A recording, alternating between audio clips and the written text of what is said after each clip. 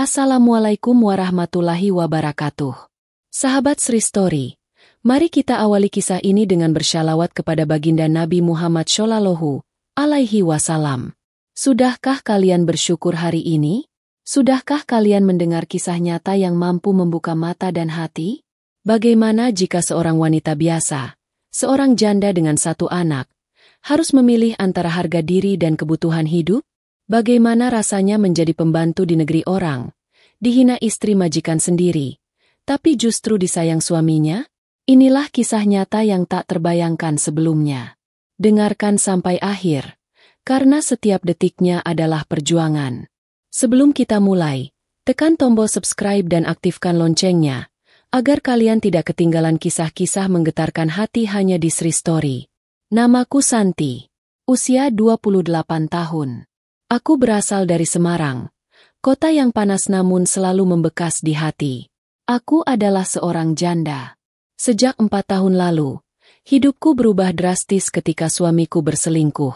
Aku tidak akan pernah lupa wajah tenangnya saat aku memergokinya bersama perempuan lain. Tak ada penyesalan, tak ada permintaan maaf.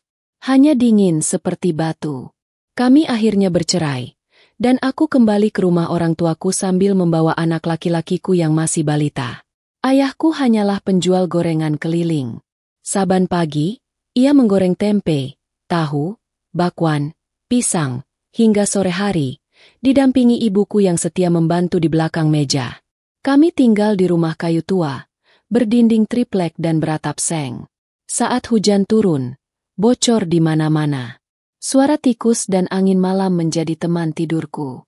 Meski sederhana, aku merasa lebih nyaman di sana daripada saat masih bersama suamiku yang penuh dusta. Tiap malam aku termenung, memandangi wajah anakku yang tertidur di pangkuan neneknya. Aku tahu, ia butuh masa depan. Ia butuh sekolah. Ia butuh makan yang layak. Aku tak mungkin terus menggantungkan hidup pada orang tuaku yang sudah renta. Aku harus melakukan sesuatu. Seberat apapun. Maka aku pun mengajukan diri untuk menjadi tenaga kerja wanita ke Arab Saudi. Tawaran itu datang dari tetangga yang lebih dulu bekerja di sana. Katanya, jika beruntung, bisa bekerja di rumah yang baik dan digaji besar. Dengan berat hati, aku tinggalkan anakku. Ku kecup keningnya sebelum berangkat ke bandara. Tangisku pecah di dalam pesawat. Aku merasa berdosa sebagai ibu. Tapi rasa sakit itu kubah menjadi tekad. Aku akan kembali suatu hari nanti, dengan membawa kehidupan yang lebih baik untuk anakku. Aku harus kuat. Aku harus bertahan. Demi dia. Aku tiba di Arab dan mulai bekerja di sebuah rumah milik pasangan suami istri yang memiliki kebun kurma. Rumah itu besar, dengan halaman luas dan pohon-pohon kurma berbaris rapi di belakangnya. Suami majikanku adalah pria paruh-baya yang pendiam. Tapi istrinya, sungguh, ia adalah mimpi burukku. Baru beberapa hari aku bekerja, aku sudah merasakan sikap kerasnya. Aku harus bangun lebih pagi dari siapapun, dan tidur paling akhir. Aku membersihkan rumah, mencuci pakaian, memasak 3 kali sehari, dan melayani semua kebutuhan mereka. Tapi apapun yang kulakukan, selalu salah di mata istri majikanku. Ia sering membentakku di depan anak-anak mereka. Pernah sekali, karena aku salah menaruh gelas di meja, ia melemparkan piring ke lantai hingga pecah. Aku hanya bisa diam dan menahan air mata. Setiap malam aku menangis di pojok kamar kecil yang disediakan untukku. Aku rindu anakku. Aku rindu ibuku. Aku rindu bau gorengan di pagi hari. Tapi aku harus tetap di sini. Karena gaji yang kuterima dikirim langsung ke Indonesia. Karena itu, anakku bisa membeli obat saat demam. Karena itu, ayahku bisa mengganti gerobak gorengannya yang sudah reot. Hari demi hari ku jalani dengan pasrah. Hingga suatu ketika, aku merasa ada yang memperhatikanku. Setiap kali aku dimarahi oleh istri majikan, suaminya hanya diam. Tapi matanya seperti menyimpan sesuatu.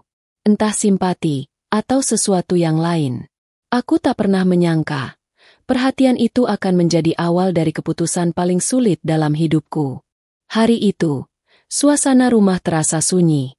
Istri majikanku sedang pergi mengunjungi keluarganya di kota lain, dan anak-anak mereka ikut bersamanya. Hanya aku dan majikan laki-laki yang ada di rumah. Aku tetap bekerja seperti biasa, menyapu lantai marmer dan menyiram tanaman di halaman belakang. Saat aku hendak kembali ke dapur, ia memanggilku. "Santi, kemarilah sebentar," katanya dari ruang tamu. Aku merasa gugup. Tak biasanya ia berbicara langsung padaku. Selama ini, kami jarang berinteraksi, selain beberapa perintah singkat melalui istrinya. Aku melangkah perlahan, menunduk seperti biasa, mencoba bersikap hormat. Ia mempersilakan aku duduk, tapi aku tetap berdiri, tak berani. "Aku tahu, kau sering diperlakukan tidak adil di sini," katanya pelan. Aku melihat semuanya. Aku tahu kau perempuan baik. Aku terdiam. Dadaku berdebar. Kata-katanya mengguncang hatiku. Bukan karena manisnya, tapi karena aku tak tahu arah percakapan ini. "Kau tidak layak mendapat perlakuan seperti itu," lanjutnya. "Aku ingin menawarkan sesuatu, tapi ini rahasia. Tidak boleh ada yang tahu, terutama istriku." Aku makin cemas. Tanganku mulai berkeringat. Aku menatap lantai, menunggu dengan penuh waspada. "Aku ingin kita menikah secara kontrak," ucapnya lirih. "Aku akan bayar kau 70 juta per bulan. Kau tidak perlu bekerja lagi. Aku akan tempatkan kau di rumah lain, yang jauh dari sini. Hanya aku yang tahu." Dunia terasa berhenti berputar. Aku membeku. Tawaran itu seperti petir di siang bolong. Aku hanya seorang janda. Aku datang ke sini sebagai pembantu. Lalu tiba-tiba ditawari menjadi istri kontrak oleh majikan sendiri. "Aku tidak memaksa," lanjutnya. "Kau boleh berpikir. Aku hanya ingin membantu dan mungkin juga ingin kau berada di sisiku." Aku mengangguk pelan. Bukan karena menerima, tapi karena aku ingin segera pergi dari hadapannya. Di kamar, aku menangis. Bukan karena bahagia, tapi karena aku bingung. Aku tahu, tawaran itu akan mengubah hidupku. Aku tahu, ini bukan jalan biasa. Tapi 70 juta per bulan, itu jumlah yang tak pernah bisa kubayangkan. Dalam setahun saja, aku bisa menyekolahkan anakku sampai tamat. Aku bisa membelikan rumah untuk orang tuaku. Aku bisa memulai hidup baru. Tapi, bagaimana jika orang tahu? Bagaimana jika istrinya tahu? Bagaimana jika Allah murka padaku? Aku menangis hingga tertidur malam itu, dengan kepala yang berat dan dada yang sesak. Keesokan harinya, aku berusaha bekerja seperti biasa. Tapi pikiranku kacau. Setiap suara telepon dari rumah di Indonesia membuat jantungku berdetak lebih cepat. Hingga akhirnya, malam itu, ibuku menelepon. "Santi, anakmu demam tinggi. Sudah 2 hari. Kami sudah ke puskesmas, tapi butuh dirawat. Obatnya mahal, nak."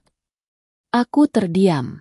Hanya suara tangis anakku di latar belakang yang kudengar. Tangis yang membuat hatiku hancur. Aku tak sanggup lagi mendengar deritanya. Malam itu juga, aku mengetuk pintu kamar majikanku. Dengan suara gemetar, aku berkata, "Saya terima tawaran itu, asal uangnya langsung dikirim ke Semarang." Ia menatapku lama, lalu mengangguk. "Mulai besok, hidupmu akan berbeda, Santi," katanya. Dan benar. Hidupku tak pernah sama lagi sejak hari itu. Pagi itu, aku meninggalkan rumah majikanku dengan jantung berdebar-debar. Aku membawa tas kecil berisi beberapa baju dan surat-surat penting. Tak ada perpisahan. Tak ada pelukan. Tak ada yang tahu. Semuanya dilakukan secara diam-diam, persis seperti yang diatur oleh majikanku. Mobil hitam yang menjemputku berhenti di depan sebuah rumah besar di pinggiran kota. Rumah itu sunyi. Tidak ada pembantu lain. Tidak ada anak-anak. Hanya ada penjaga tua yang langsung membawaku masuk dan memberiku kunci kamar. "Ini rumahmu sekarang," katanya singkat. Hari-hari pertama sangat aneh. Aku tidak bekerja, tidak memasak, tidak mencuci, tidak membersihkan lantai. Tidak ada yang menyuruhku. Semua makanan sudah tersedia. Uang bulanan dikirim rutin ke rekening keluargaku di Semarang. Setiap minggu, Aku bisa video call dengan anakku dan mendengar suaranya yang ceria kembali. Tapi, semua itu juga menyesakkan. Aku seperti burung yang dipelihara di sangkar emas. Aku tidak boleh keluar rumah tanpa izin. Tidak boleh menghubungi siapapun selain keluargaku. Tidak boleh menyebutkan lokasi tempat tinggalku kepada siapapun. Semua karena alasan keamanan, katanya. Majikanku, atau kini aku menyebutnya suami kontrak, datang hanya beberapa kali dalam seminggu. Ia membawakanku hadiah, perhiasan, pakaian bagus, dan terkadang sekadar duduk bersamaku sambil bercerita tentang hidupnya yang kesepian. Ia bilang, pernikahannya sudah lama hampa. Tapi aku tahu, apapun alasannya, hubungan kami tidak pernah akan menjadi hubungan yang bisa diumumkan kepada dunia. Kadang aku berpikir, apakah aku ini istri atau pelarian? Tapi setiap kali aku mengingat anakku, aku kembali menenangkan hati. Anakku bisa berobat, bisa sekolah, bisa tersenyum. Ibuku bisa beli kasur baru. Ayahku tidak lagi dorong gerobak tua. Mereka hidup lebih layak, lebih bahagia.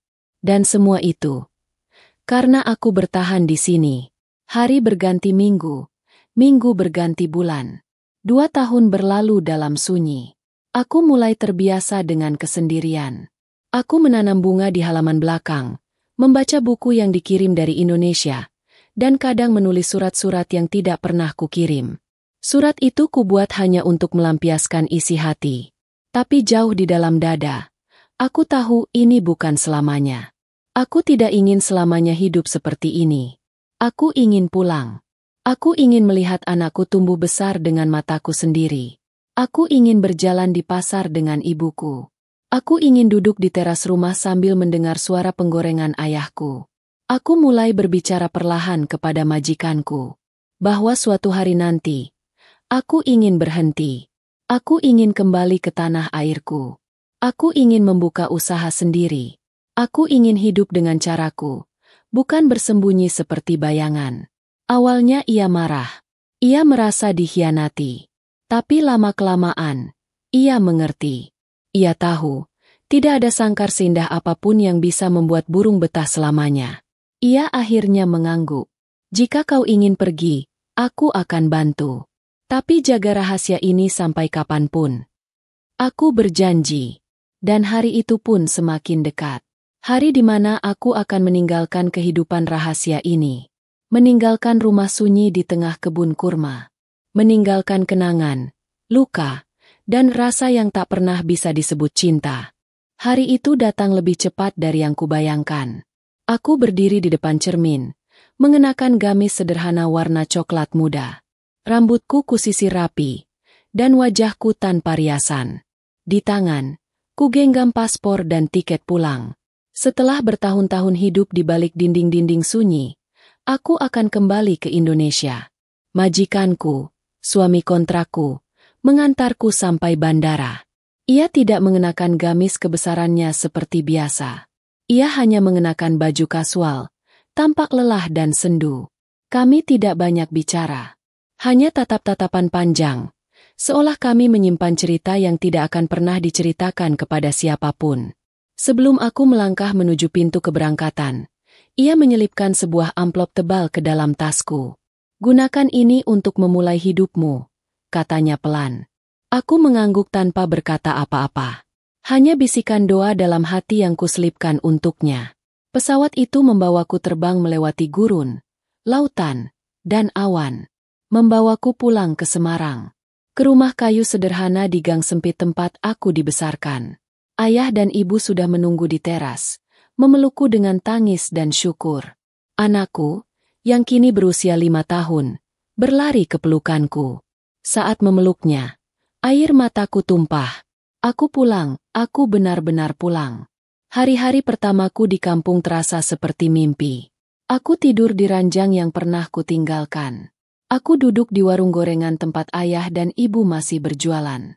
Kini, mereka lebih tua, tapi masih setia pada kesederhanaan. Tak butuh waktu lama. Aku membuka usaha kecil di depan rumah. Dengan sisa uang yang kutabung selama tinggal di Arab, serta tambahan dari amplop terakhir itu, Aku mendirikan warung sembako dan gorengan dengan etalase baru. Modalnya sederhana, tapi penuh harapan. Setiap pagi, aku memasak, menata barang, melayani pembeli. Ayah membantuku goreng tempe, ibu mengurus stok barang, dan anakku membantu mengantar pesanan ke tetangga. Usaha itu perlahan tumbuh. Dari warung kecil jadi toko kelontong yang ramai. Aku mulai menerima pesanan dari warung-warung lain. Bahkan beberapa ibu rumah tangga di kampung bergabung jadi karyawan. Aku tak hanya membangun usaha, tapi juga membuka peluang untuk sesama. Aku tidak lagi memikirkan kehidupan yang kutinggalkan di Arab. Semua yang terjadi di sana telah menjadi bagian dari masa laluku. Kisah yang akan kuingat, tapi tak perlu kuungkapkan pada dunia. Yang penting kini, aku bisa hidup dengan kepala tegak. Sebagai seorang ibu, seorang anak, dan seorang perempuan yang memilih jalan sulit demi masa depan. Di malam hari, saat semuanya tertidur, aku duduk di teras rumah, menatap langit, menyebut nama Allah pelan-pelan dalam hati. Aku tahu hidup ini penuh liku. Tapi selama kita mau bertahan, tetap jujur pada hati, dan tak menyerah pada keadaan, maka jalan pulang akan selalu ada. 3 tahun telah berlalu sejak aku pulang dari tanah Arab. Sekarang, setiap pagi aku membuka pintu tokoku dengan senyum. Anak-anakku, ya kini 2. Anakku dari pernikahan pertama sudah sekolah dasar. Sementara yang satu lagi adalah darah dagingku dari pernikahan kontrak itu. Ia lahir beberapa bulan setelah aku kembali ke tanah air. Tak ada yang tahu siapa ayahnya. Bahkan orang tuaku tak pernah bertanya. Mereka hanya tahu aku membawa pulang bayi mungil dengan air mata bahagia. Aku membesarkan mereka sendiri. Dengan usaha yang terus berkembang dan kepercayaan dari para pelanggan, aku bisa menghidupi kedua anakku tanpa harus menoleh ke belakang. Toko sembako kami kini juga menjual perlengkapan rumah tangga, gas LPG, bahkan melayani pembayaran digital. Aku membuka lapangan kerja bagi 5 orang ibu rumah tangga di kampung, termasuk 2 janda muda yang dulu bernasib hampir sama denganku. Setiap sore, setelah toko tutup, aku duduk di ruang tamu sambil mendengarkan tawa anak-anakku bermain. Kadang aku masih menerima telepon dari Arab, dari nomor yang sudah kuhafal di luar kepala. Suara itu menanyakan kabarku, suara yang pernah menawarkanku dunia lain. Tapi aku selalu menjawab dengan tenang, bahwa aku baik-baik saja. Aku tidak pernah minta tambahan uang, tidak pernah minta pertolongan. Aku hanya bilang, terima kasih atas segalanya. Kini biarlah aku menjalani hidupku sendiri. Anakku tumbuh tanpa beban. Ia tidak tahu cerita masa laluku. Dan aku takkan pernah membuatnya malu dengan kisah hidup ibunya. Ia hanya tahu bahwa ibunya kuat, ibunya bekerja keras, dan ibunya tidak pernah menyerah pada keadaan. Orang-orang kampung mulai menghormati keluargaku. Dulu aku hanya anak penjual gorengan, janda beranak satu yang pulang dari Arab tanpa banyak bicara. Tapi sekarang, aku jadi simbol perubahan. Beberapa ibu sering datang ke rumah, minta diajari cara membuka usaha. Ada juga yang minta dicarikan pekerjaan. Aku selalu bantu semampuku. Aku tidak pernah menyangka, perjalanan hidupku yang penuh luka dan air mata, kini bisa menjadi pelita bagi orang lain. Aku tidak sempurna, tapi aku belajar dari tiap detik penderitaan yang pernah kulalui. Belajar bahwa hidup tidak selalu harus menunggu mukjizat. Kadang, kita sendiri adalah mukjizat itu. Jika kita mau bergerak, bertahan, dan tidak berhenti berharap. Dan di malam hari, saat anak-anak sudah tertidur, aku masih suka memandang langit, menyebut nama Allah dalam senyap. Bukan lagi untuk mengadu, tapi untuk bersyukur. Karena akhirnya, aku tahu setiap luka bisa berubah menjadi cahaya, jika kita ikhlas menerimanya dan berani melangkah ke depan. Sahabat Sri Story yang dirahmati Allah, itulah kisah nyata seorang wanita bernama Santi. Dari luka yang dalam, ia mampu bangkit dan mengubah takdirnya. Karena kadang, jalan hidup tak selalu lurus. Ada tikungan tajam, jalan berlubang, dan bahkan gelap tanpa cahaya. Tapi dengan niat yang tulus dan tekad yang kuat, Allah selalu memberi jalan keluar. Pesan yang bisa kita petik dari kisah ini adalah, bahwa seorang ibu bisa melakukan apa saja demi anaknya, dan bahwa cobaan hidup bukanlah akhir, tapi justru awal dari kekuatan baru. Jangan pernah merasa hina karena masa lalu, sebab yang terpenting adalah bagaimana kita berdiri hari ini dan melangkah ke depan dengan keyakinan. Teruslah bersyalawat kepada Nabi Muhammad Shallallahu Alaihi Wasallam, agar hidup kita senantiasa diberkahi. Jangan lupa subscribe, aktifkan loncengnya, dan bagikan kisah ini jika bermanfaat. Sampai bertemu di kisah nyata selanjutnya, hanya di Sri Story. Wassalamualaikum warahmatullahi wabarakatuh.